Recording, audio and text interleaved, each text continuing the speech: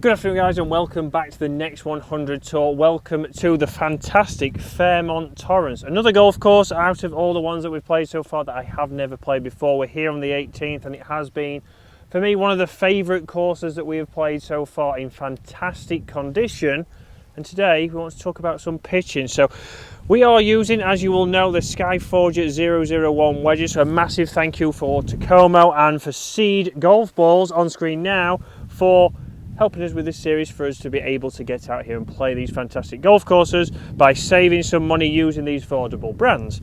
But let's talk pitching today. So one of the big things is when you come to play a links golf course, we've got a little bit of wind out here today. Certainly not as much as we did yesterday. Yesterday was awful. Yesterday was awful. We didn't even film, did we? We didn't. It was unfilmable with 50-mile-an-hour gusts. But we need to talk about pitching. So a lot of times people get into this kind of position. We're on the par 5 here. We've finished a little bit short. I've got 100 yards to the flag, and instantly you are thinking full shot. And this is where a lot of times, if you want to play that shot and you're more comfortable, then we want to talk through what we need to do at setup and what kind of things we need to get the ball as close as possible. So if you are somebody who likes and prefers to play a fuller shot, that's not a problem at all. We still want to go obviously quite wide with our stance. Probably not as full as if you're hitting a full iron from 150. Maybe it will be a little bit narrower. And again, a little bit narrower is going to take a little bit of speed out of your swing. So then you need to just think about your club selection.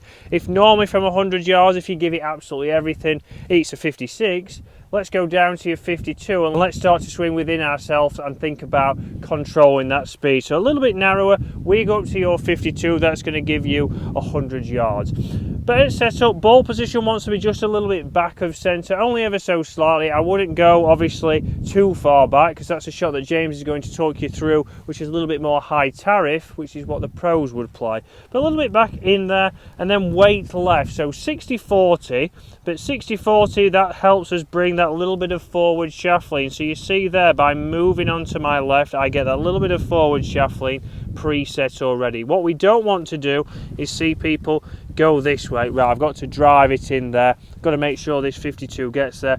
We are encouraging that leading edge of the club to start to dig straight into the ground. So if you're somebody who sees large divots, if you start to see people catching it heavy and leaving it short, that's because we've got a little bit too much forward shaft lean at address. Do you know much about that, Chris? Big divots?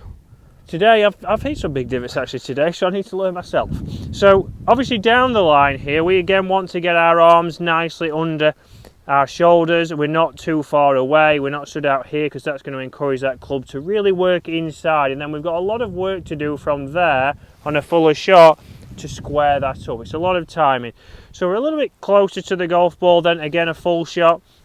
I'm a little bit taller, but my arms are naturally underneath my shoulders. From there, I can make a nice easy motion. So I've got a 56 here. This should give me 100 yards, even with a 3/4 shot. Let me get set and through to my finish.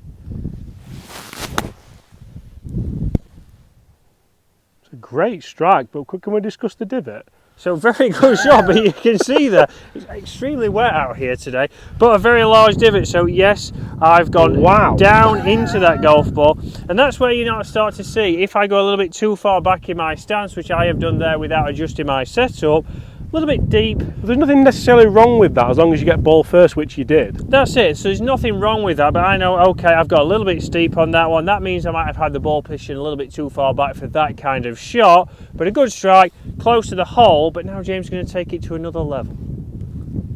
Okay, very impressive from Chris there, and a very impressive divot as well. One of the factors that I think Chris does really well there is he times it incredibly well. One thing that you need if you are going to introduce that leading edge massively into the ball and into the ground in particular, you need timing. So I'm going to show you something where you don't necessarily need as much timing because we're going to attack it a little bit more shallow, but we're still going to get a nice low ball flight. So it's very interesting to see how we can do this. So I'm going to put the ball slightly back in the stand a little bit narrower. We've come a little bit closer to the hole. I don't think this is something you're going to try from 100 yards. We're around 60 yards here, and I can flight a nice low shot in with this 56 degree hole. What I'm going to do, I'm going to keep that face nice and square. I'm going to swing back so my left arm is parallel to the ground, and from here, as I start to rotate down, I feel like my weight stays especially left. I don't want my weight to come back because then I'm going to end up throwing loft at the club, I'm going to end up throwing loft at the ball, and then there's too much dynamic loft to the ball just pops up. But you'll see if I play you on here, the ball's back in the stance, my weight's left, the handle's